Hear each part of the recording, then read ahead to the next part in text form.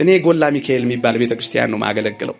ከዕለታት አንድ ቀን እንዲሆነ አንዲት እህት ሰንበት ተማሪ መቃብር ላይ ትወድቅና ሽባ ትሆናለች።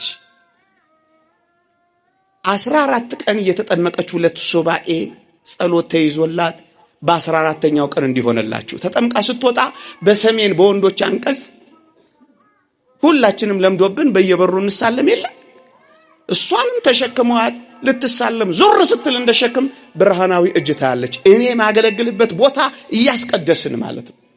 ብርሃናዊ እጅ ታያለች። ነይ አላት። እኔ አሁን አይ ትደነግጥና ውሰዱኝ በር ላይ ለሷንም ይታያል።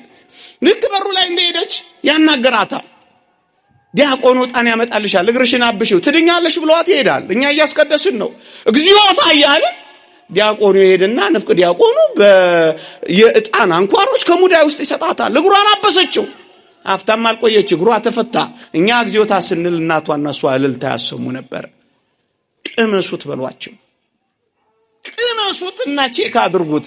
ከስብከታችን በላይ ቅመሱትና አጣጥሙት በሏቸው። ከሺህ አንድ ይቆየን። የእግዚአብሔር ቸርነት፣ የእመቤታችን አማላጅነት፣ የመልአኩ ምልጃ በረከት ረድኤት አይለየን። በሃይማኖት በምግባር ያጽናን። አጽራረ ቤተ ክርስቲያን ያስታክስልን። አሜን።